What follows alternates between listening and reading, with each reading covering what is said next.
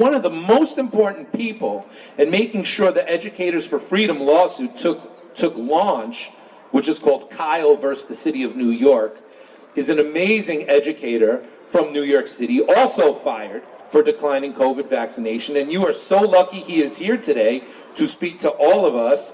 I give to you my brother in arms in this struggle, Moe Oliver. Come on up, Moe.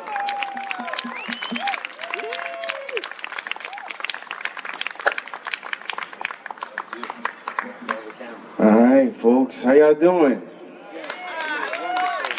Wait, I'm tired. Are you tired? We are outside. How you doing, folks? How you doing? All right. So yeah, you know, I was a teacher for the New York City Department of Education for 23 years, right? 23 whole years.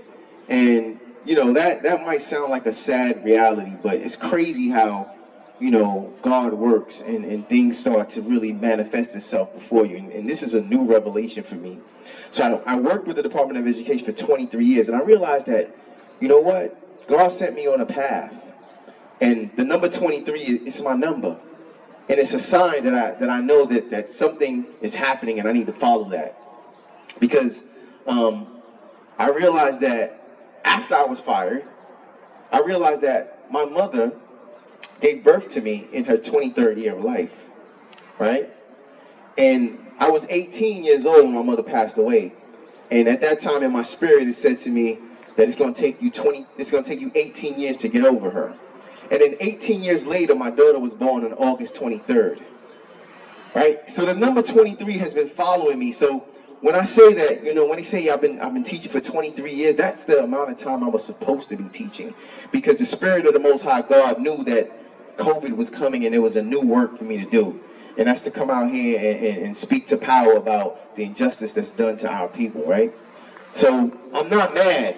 You know what I'm saying? I'm not mad. 23 years is my number, and 23 years of service was what I was supposed to give to the Department of Education, so I could come out here and speak to these folks over here to let them know that God is still in control, right? No doubt. So, Michael came and asked me to come speak today, and I was like, yeah, I'm gonna come out, because life has been crazy ever since, we lost our job. I filed my lawsuit with the Department of Education. I did my Article 78. I argued my case pro se, and this was in February, and up to now, I still haven't heard anything from the judge. So I learned that, you know what, this is something new for me to do. So I've been very busy, into my new venture. And so I said, all right, I'm going to come out and speak. And I honestly didn't expect to see what I saw today. I'll be honest with you, I really did not expect to see what I saw. And those of you who are there, you know what I was talking about. I'm just going to go into it because it's not what I plan to speak on, but it's relevant. What I learned, what I know about life is our posterity. That's a new word that's written in your Constitution, right? It says, we the people, something, something, something, to protect our posterity, right? And our posterity, that's our future, right? The children are our future. And what I saw today was a direct assault to our posterity, right? A direct assault to our posterity. And here's why I'm disturbed. Here's why I'm disturbed, right? Because I expect, I don't really believe in the political system, and don't take what I'm saying as a reason to not do whatever you're called to do, right? So I don't believe in the voting. I don't believe in the, political representatives representing my life. I believe I'm responsible for myself, right? But don't take what I'm saying as an assault on whatever you think is important for you. If you feel like voting is what you should do, you go do that. If you feel like, checking these political representatives was good for you, go do that. But what I saw today, it hurt me to the gut. And really, I don't know if you guys, those of you who saw my life, I felt like I was almost in tears. Because, as a black man, understanding the history of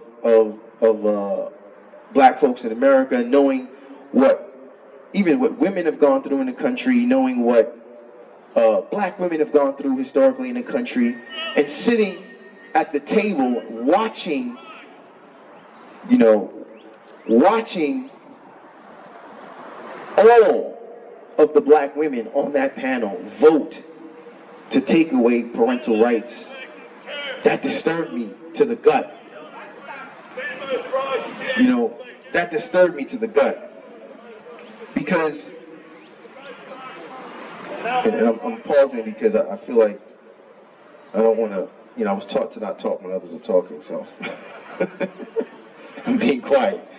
So it disturbed me to the gut because the women, whether black or white, are generally the nurturers of the family, right? That's generally how it is. You know, a mother protects. Like, I've heard stories about mothers in car accidents and lifting up the car to protect the children, like to save the child's life. And what I saw back there were mothers sending children to the slaughter. And that is disturbing. Because where have we come as a society when the ushers of life into the world, right? Women bring the children into the world. They are the ones that nurture them, and they are the most protective. While fathers might go away and say, you know, a little bit of, you know, rough stuff is okay, mothers will protect in a way that you can't explain. And what I saw there was something either psychological, mental, that happened where those women felt it was okay, and it was a majority, it was 100% of the black women that said yes. Right.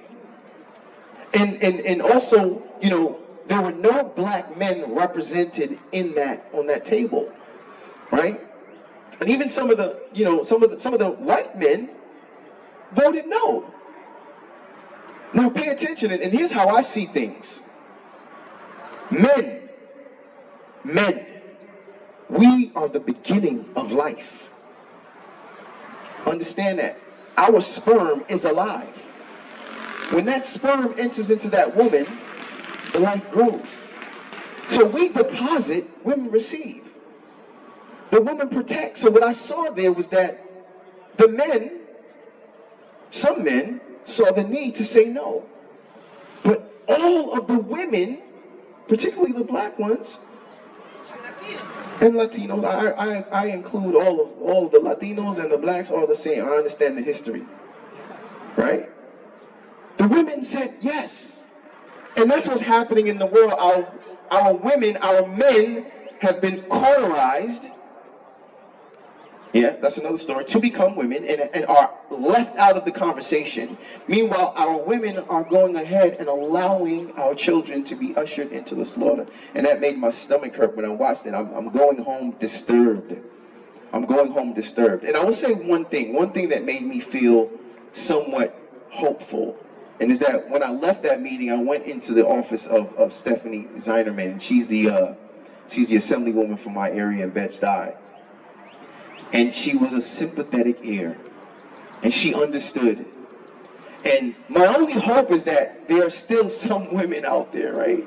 There's still some women of power out there that understand what's at stake here, that understand that there's a danger happening in our world.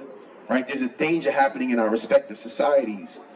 And I hope that she's going to do something about it. I hope she's going to do what little she could do to make her voice heard so that our children can be saved. Because really, if there is no children, if we don't save the children, why are we here? What are we doing? If it's not about the future, what are we doing? It's almost social suicide. If you really look at it, if we're not protecting our children, it's social suicide.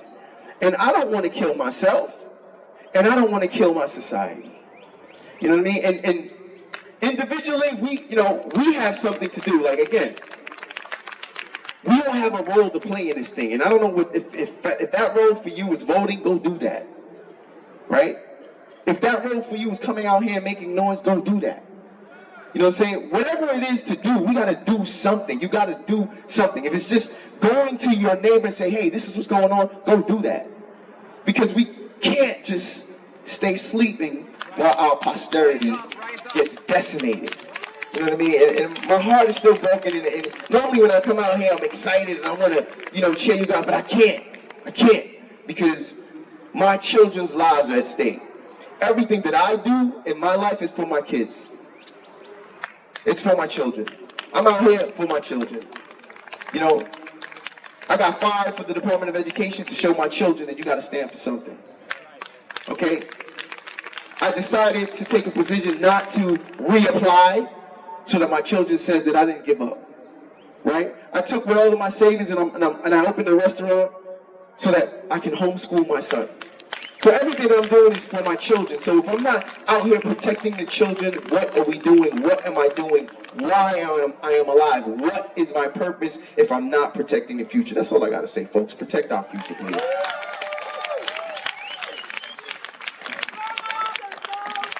Moe Oliver with Educators for Freedom.